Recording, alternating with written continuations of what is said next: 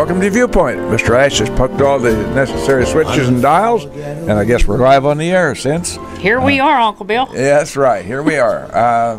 We have changed the format this morning. My sidekick and Cince's mother, Mrs. Busby, could not be with us, and so we have a substitute for Mrs. Busby. We call her the Hallmark girl because when you care enough to send the very best,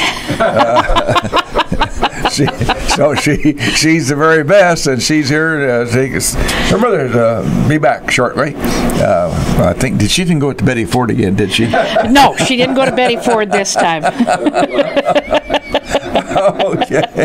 Well, by the way, folks, don't hang on that. That's kind of a fun thing, but we wouldn't want anybody to think that's the fact. You know? My goodness gracious. No. All right, and we all have a little fun. We always start Viewpoint, as Cynthia knows, with a kudo, and I can't think, Mr. Ash, of a better kudo this morning than kudo to the folks who are in charge and help all of the little folks that run around and hammer and get sandwiches, and then the top brass, which is Mrs. Bowns. Habitat for Humanity. You just, since you just presented another house to a young lady and a couple of her daughters the other day, last Sunday, in fact, Sunday afternoon. I think for a minute I'd like to talk about Habitat. That was your, what, 17th? 19th. 19th, I'm sorry. So let's just take a few minutes and tell the folks exactly what Habitat is and what it does. Habitat is a hand up, not a hand out. Important, very important. We have people that apply for housing. There is a mortgage that comes with that. It's not that we build a house and give it to somebody. There's an application process, there's background checks, there's credit checks. It is a no-interest loan that is managed by Habitat for Humanity of Logan County. Mm-hmm. So we want to make sure that the people that are deserving of a home get one, but are also able to pay the mortgage, because if they can't, we can't build number 20 and 21 yes. and 22. Mm-hmm. It's all done with volunteer labor, mm-hmm. Volunteer cooks who provide a noon meal and a snack in the morning and the afternoon. Mm-hmm. And if you've never been involved with Habitat, it's an awesome experience. Well, it is. It really is. For a while, the folks, some of the folks at the Episcopal Church were involved with that because Father Jim Cravens was intensely interested in it and got some of it. But now we're all too doggone old; we can't do that. But so therefore, I have a first-hand knowledge of that, and I quickly found out since that the one job I didn't want to volunteer for was stuffing insulation. Oh, I hate doing insulation. Yeah. But you say you're too old, and that's not true, because we need people to run a broom, mm-hmm. And keep the work site clean and free of little pieces of woods that have been sawed off of something that needs to go in the dumpster. You don't have to wield a hammer. You could wield a paintbrush. You could wield your spoon in your kitchen. There's so many things that have to come together in order for this to work. Well, I had a problem with the brooms because you always had left-handed brooms. That is, and you're right-handed. I know that. Painting. I think the old fellow still has a steady enough hand he can paint and cut in pretty well too. But seriously, there are a lot of man and lady hours involved in this in these projects, and how many years we've been doing this? We have 19th house. Has it been 19 or 20 years since we've been? We kind of set our own goal is we would like to build 2 houses every 3 years. I see. What I would like to see happen is we need more hands-on. And I would like what I envision in the future is, this weekend we'll have Lincoln College and have their students come and help build, and the following weekend have Lincoln Christian University. And have a traveling trophy. Who had the most people show up? That's pretty neat. That's an idea. Do the Bottle Factory against Eaton Corporation, and make it fun. No, that's thinking outside the box. I lost the box. I always think outside the box. Well, that tells me one of the reasons why they have you as president.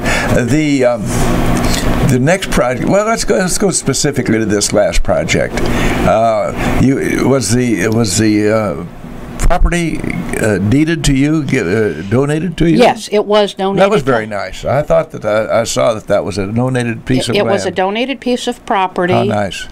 And the homeowner, Danielle, had to put in 100 hours herself on the house. Sweat equity. And overall had to come up with 250 hours of sweat equity as a single parent. And the other 150 hours can also be her kids helped. That would count friends and other family members. Well, in this case, or Danielle's case, she has 2 young daughters. That gives them a sense of ownership, a proprietorship, if you will, please, because they are working towards acquiring their own home. Well, and it's twofold. Not only that they have the ownership of the new home that they're going to get, but we also try to instill in people the validity of volunteering. So you had all these people help build your house. Now, when we start number 20, I want to see them there. And I want to see the other 18 homeowners there assisting. And so you build on that base. And it may be that Habitat isn't their forte. There are so many opportunities in Lincoln, Illinois, and Logan County to volunteer and to give back, and that's the big thing, because it isn't all about you. And we have I think maybe the word hardcore group of volunteers. There are always some who always show up. Absolutely, absolutely. The same faces at the house year after year after year. I saw my old friend Leonard Kruzmark there, and by the way, made a very nice presentation, and he put a little personal touch to that, and I thought it was well done. Leonard is a wonderful fellow. He is on the board and has been for much longer than I have. And he has a passion and the biggest heart. Well, that's what Logan County does. We have a lot of Leonard Kruzmarks in here. There are a lot of Leonards. And I don't mean to single out Leonard. It just came to mind because if I do that, and I just did, we're leaving out other names that ought to be recognized, and for that I apologize. That's a side issue, since when I was there, I was sorry to see, dismayed really be the word, to see my old friend Gus Scott in a wheelchair. Yes. And Gus is well known here in Logan County. Gus was the warden at Logan Correctional for a long time, and then I always called him Mr. Barbecue. yes, and he was good at barbecue. Well, he's a fine gentleman, and he and Mrs. Scott. Anyway, just a little personal aside there. The next project will start when? I guess it started when we dedicated his house, because you're already we're already working on. You want to have an applicant pool, and they can start sweat equity before we break ground. They can start sweat equity while we're doing background checks and credit checks and all of that, and we encourage that, because again, volunteering is so important. With budget cuts and everything else, you've got to have volunteers, because most agencies, organizations don't have the money. No. When you look at Habitat in Bloomington, that's paid staff. Springfield is paid staff. Everybody in Logan County is volunteer staff. We give of our heart and soul. how would one go about if there's a lot of need out there? I start saying if there's a need, there's a lot of need out there. How would the family find out about Habitat and make an application? You can go to the warehouse, which is across the street from the Dairy Queen, and pick up an application there and fill it out. It's one page. It's very quick, very simple, and there's people in the very first stage that we have to rule out because of their income. Yeah, that's a sad thing. There is an income guideline. You know, it's unfortunate. There's, you know, families that will fall through the cracks. They make too much to get anything, but not enough to eat and pay the bills in the same month. Yeah, that's a hard crack. And it's getting harder and harder. The review board probably has some pretty stringent guidelines. They just can't take Josephine or Joe Smith and just because they're nice people. Right. I mean, we've turned down some very, very nice people. Yeah, and that's a difficult situation, difficult decision. It is. It's hard to say. You know, I understand the home that you're living in right now and renting is substandard, and I'm sorry, we can't help you, and it could be because you need to clean up your credit score and your credit rating because, you know, you owe, you know, 3 different cell phone companies, and you owe college loans, and you owe. We can't take that risk because, again, there won't be house number 20 if people don't pay their mortgage. Have we had an experience where we've had to take back a house yet? Not in my 4 years there, so I don't know that answer. Yeah, well, just the law of averages says at some point in time that may happen. You know? I would, yes. Well. We probably should kind of clear up the issue here this morning. We are supposed to be talking about wolf stock, whatever that is. Has to do with fundraising for our great Humane Society here. But the guest wasn't able to be here. So we're just going to wing it this morning with Mrs. Busby's best daughter. Next daughter, yeah, right. Our Hallmark daughter. Okay, so let's go to Wolfstock, if we will, please. Tell us what you know about that Cince, and then we'll try to flesh that out as best we can. I know that it takes place downtown in one of the parks, but I can't remember if it's Latham Park. Yes, I do know that. They do have vendors there. There's booth rentals, so you can tout whatever organization you have. And the money raised is for the Humane Society for spaying, neutering, food, everything that goes on out there. And there's a lot that goes on there. Yeah, we talked about volunteers for Habitat. We have some great volunteers out here at this wonderful place there on Lincoln Parkway. Is that what we call that street? Yeah, yes. Right. Yeah, and they need volunteers. We need cleaning pens. We need walking dogs and petting dogs and cats, and you know. I'm not much on petting cats. Jim is. He's got one right here on his lap. Yes. I walked in the door and she took off.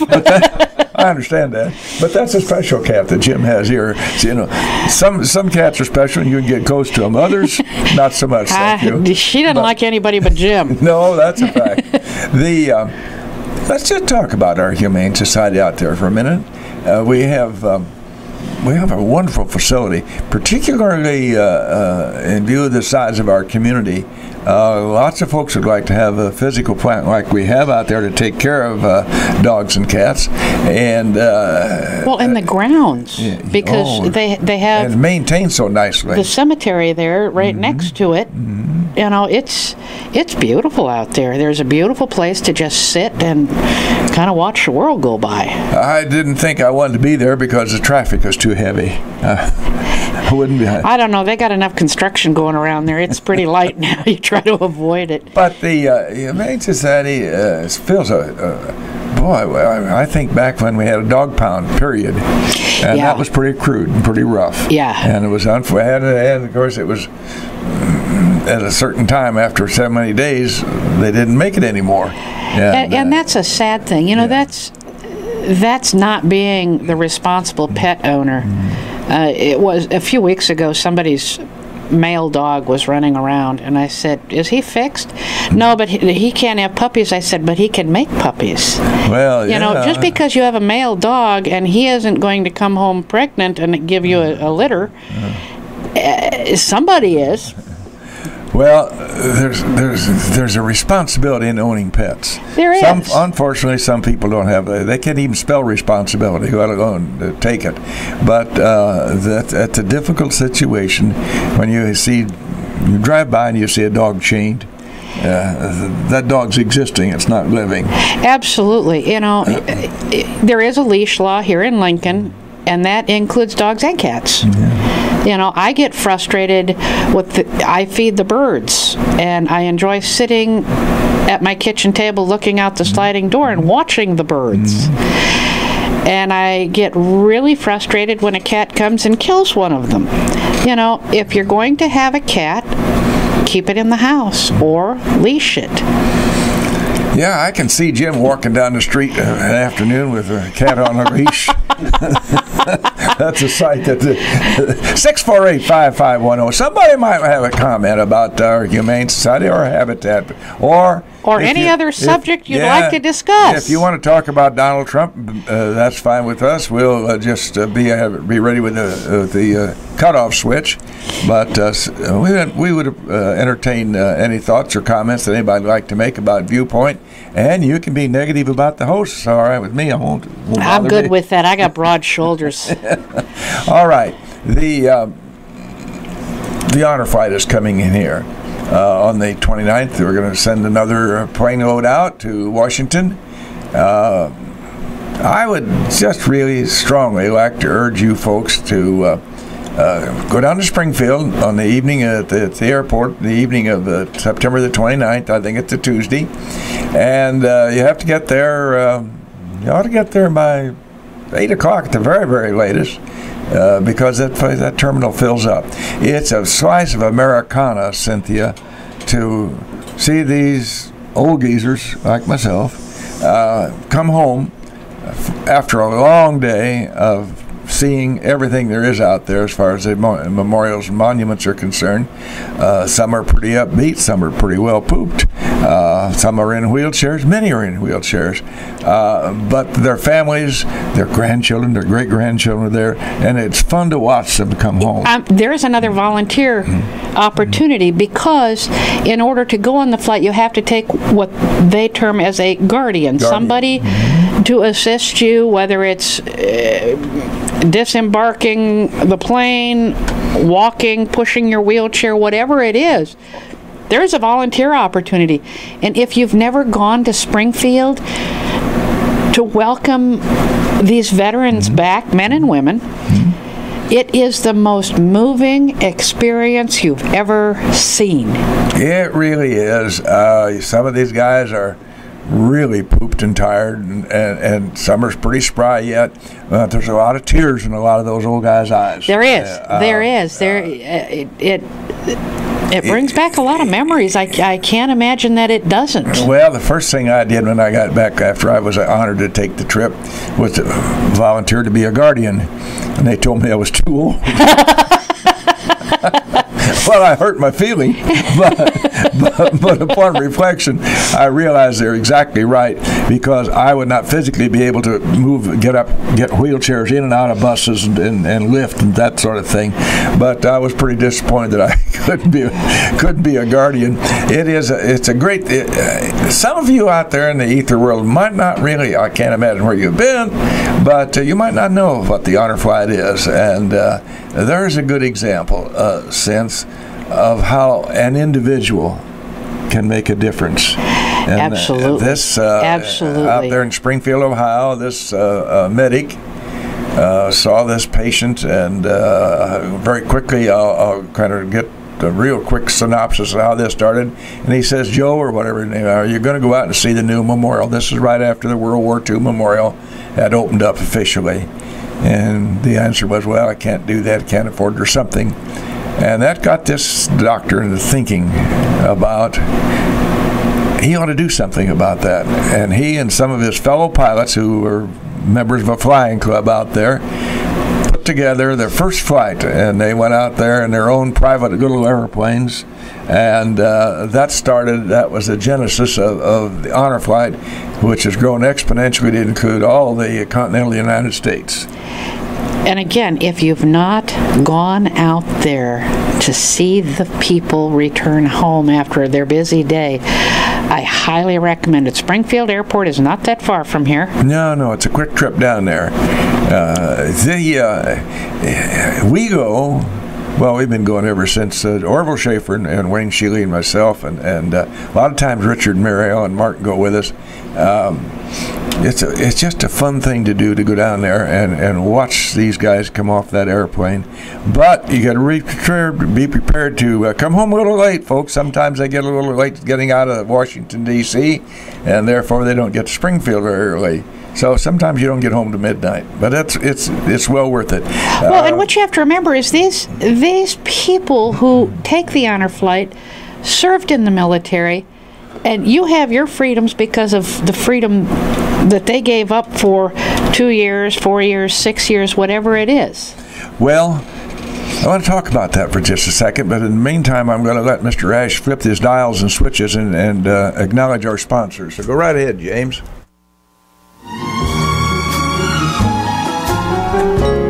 Well, right back here live in the studios. The program is Viewpoint.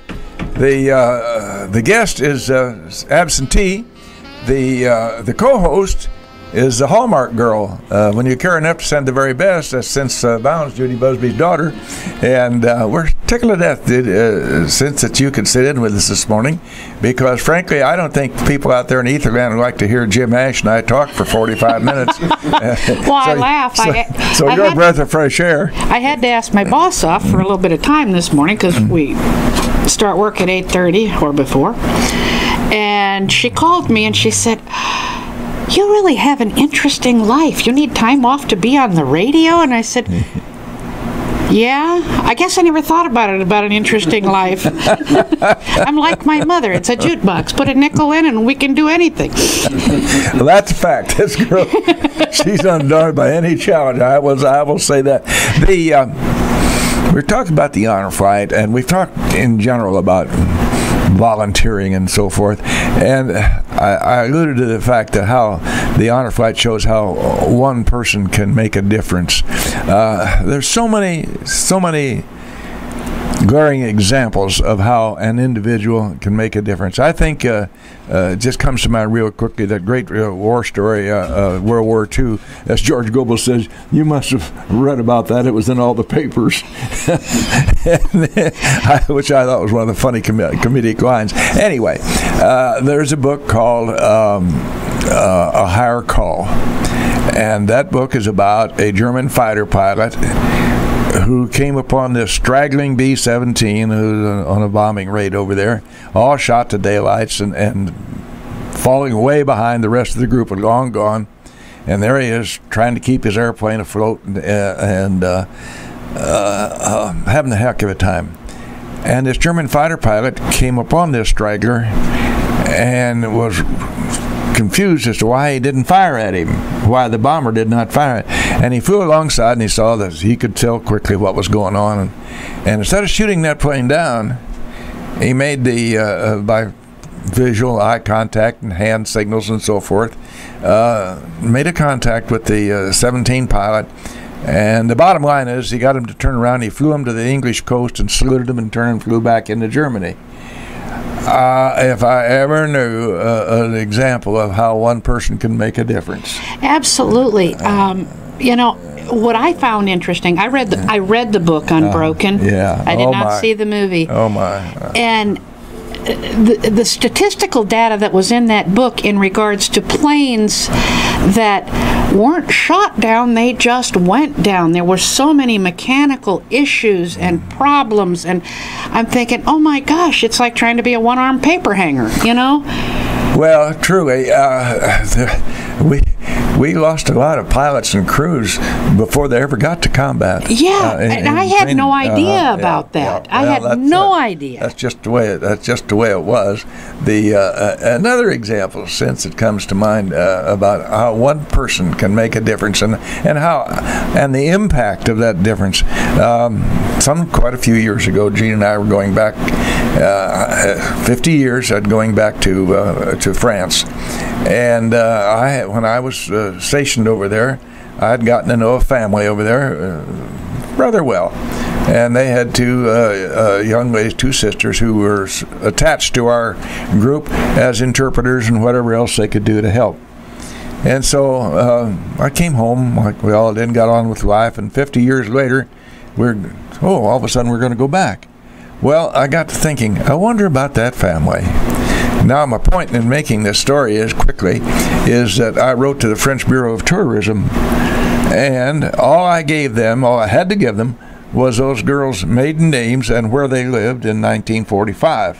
It's a few years ago. Yeah, right. So the average clerk would look at that and say, 50 years, forget that, and let it go, yeah. I would have never heard from anybody. Well, the bottom line is about 6 weeks later, I had those ladies' married names, their addresses, and their phone numbers. How neat. Because a clerk somebody worked. Made a difference.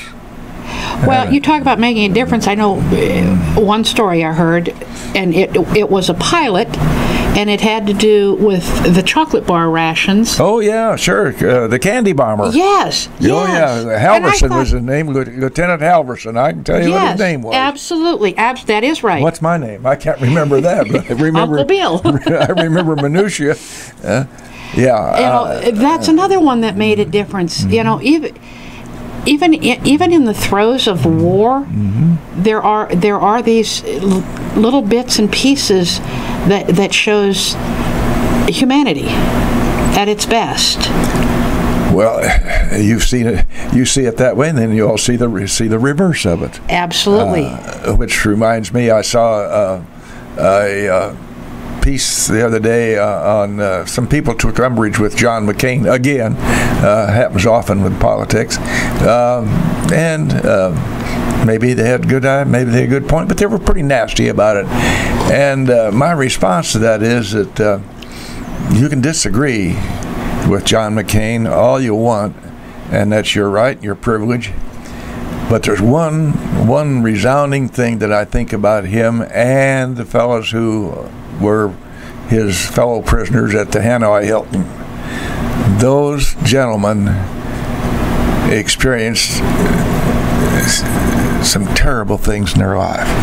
And I have to, if I get discouraged or disgusted or mad with John McCain for any reason or anything like that, you have to think, boy, go back a few years, and very few people could experience what those gentlemen experienced and come out the way they did. Absolutely.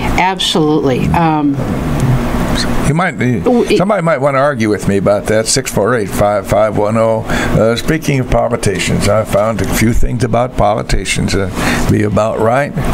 The trouble with political jokes is they get elected. Henry VIII said that. Aesop says, we hang the petty thieves and appoint the great ones to public office. Scary. It is very scary. Let's go back, if you will, please, to the future for, let's first go back to Wolfstock. We need to talk about that a little more because that was the idea of having the guest who are supposed to be here, to promote a little... Jim, do you have the date on Wolfstock coming up here? It's this Saturday. This Saturday, I believe, yeah. That would be the... And it's going to be at 19th. Latham Park. Going to have the blessing of the dogs. Is that a part of that? Yes. Yeah, all right. Thank you very much. Here's a little news clip on it. Yeah, all righty. Go ahead, Cynthia Lynn. It says... Wolfstock 2015 is a community event to support local humane society. It will be held Saturday the 19th from 10 to 5 at Latham Park. It's a family-friendly environment with food, games, contests, Informational booths, vendors, and live music. There's a raffle with a TV, and pet adoption is also available. Our lovely WLCN at 96.3 FM will be broadcasting live from 9 to 12. Featuring James Ash. Yay! I think it's supposed to be a beautiful day, like 70 and sunny. So that'll be nice. The theme is Woodstock, so bring out your tie-dyed groovy gear, love beads, and peace symbols, and don't forget your four-legged friends. Well, I can take the four-legged friends, but the rest of that I can do without. Oh, this year they're going to have their first ever Mr. and Mrs. Canine of Lincoln will be crowned. Why don't you and I enter that contest?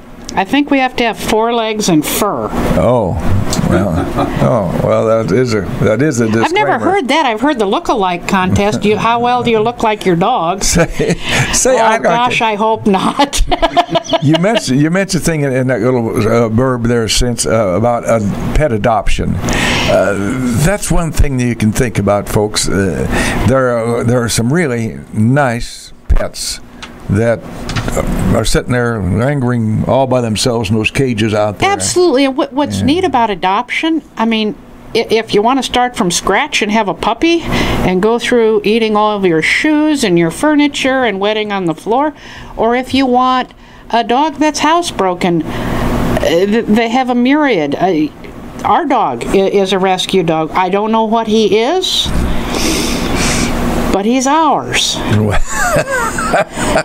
We have a rescue dog that strictly belongs to Mrs. Gossett. Yes, you do. Angel really doesn't like anybody. So I have to walk Mrs. Busby's dog in order to have a dog.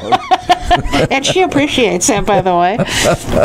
So, if you do have any questions about Woodstock, you can call 732-1155. Well, it'd be a nice thing to, instead of going to Old Joe's early in the morning, you could go over there to Latham Park. There you go. And be better off for it. See, there's nothing wrong to go to Old Joe's if you need a glass of milk in the morning. That's okay. But it's noon somewhere. The idea, that's everybody's got to be somewhere. It'd be fun to go down there, and I think I may go down there and walk around if I can get loose. I have a short leash, I know you do. Besides, you're busy Saturday morning. Yeah, that's right. Exactly. We have a lot. We'll talk about that later.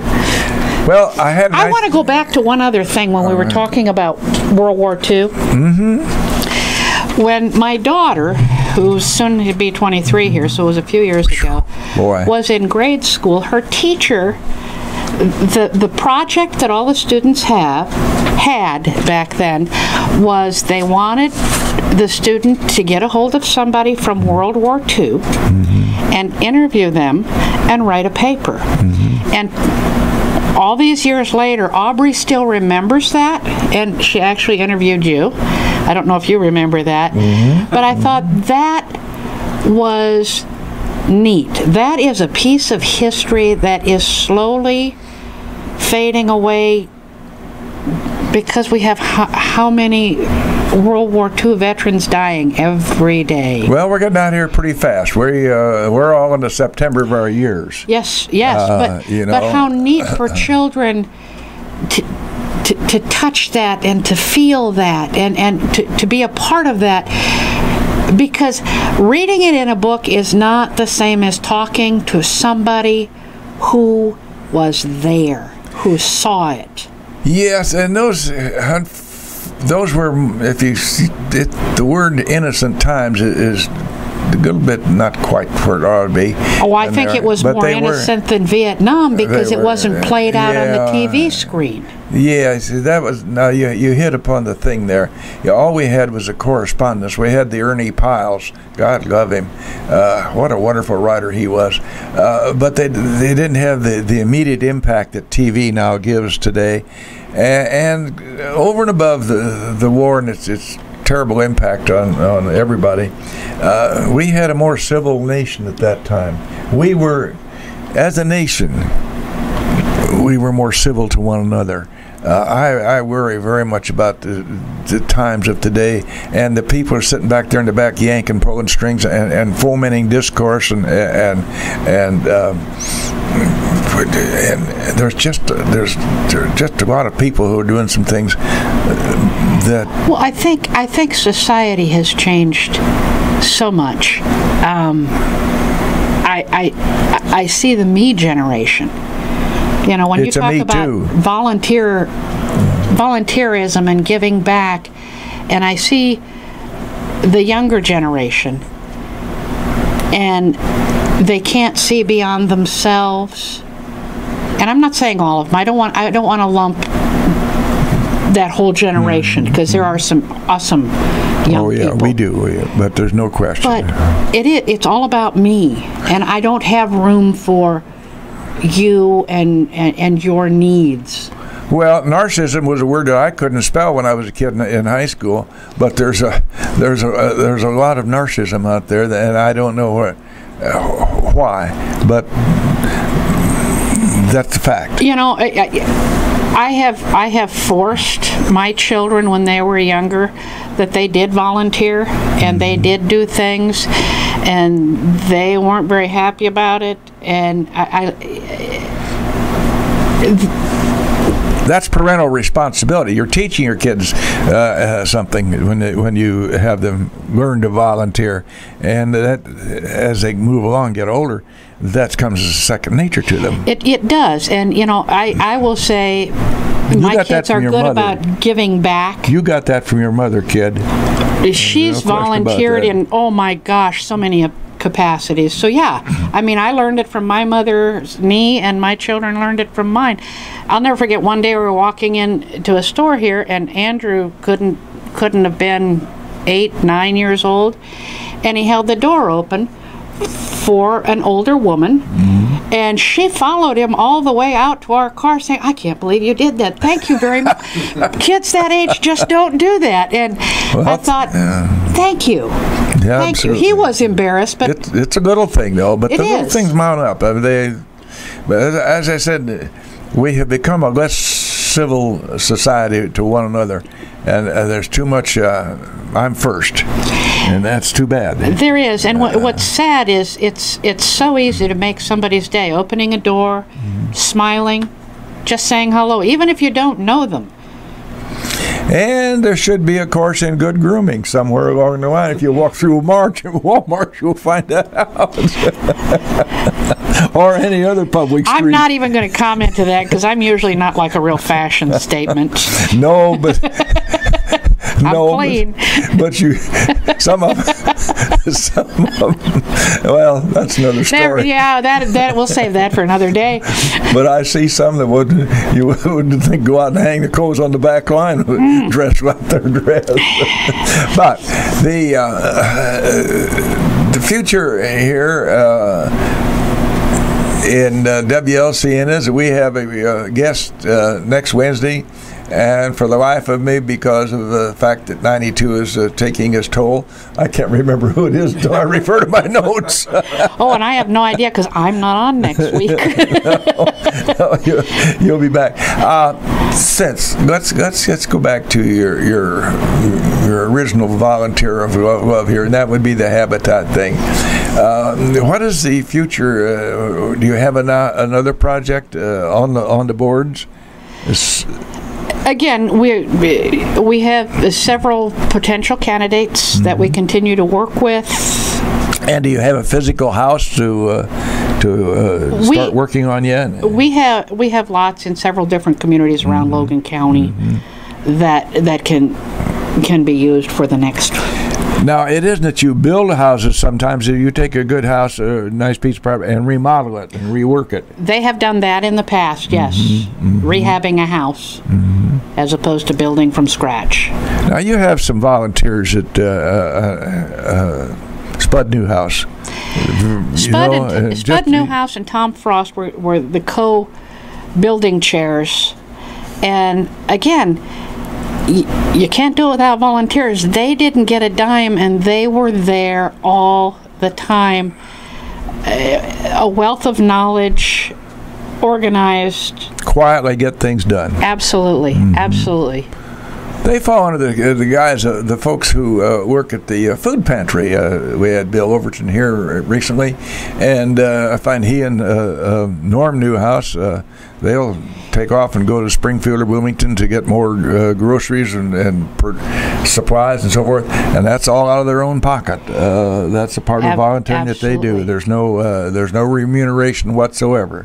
And that's why I say, there are so many opportunities all over Lincoln and Logan County to volunteer. And, find what your gifts and talents are and call an organization that fits that bill and step up to the plate. Well, with that, we will bring a viewpoint to, I know this has been a scintillating conversation this morning as you wake up from your morning nap. And move on to another cup of coffee. We will I want to thank seriously, very seriously, I want to thank Cince for stepping in for Judy and being such a great gal in our community. We were talking about, we're supposed to be talking about pets and wolf stock and so forth. So we'll close with this one about pets.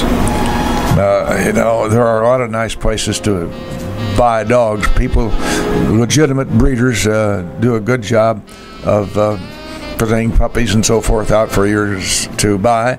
But here's one I found. Money can buy you a fine dog, but only love can make his tail wag. Oh, excellent. How about that?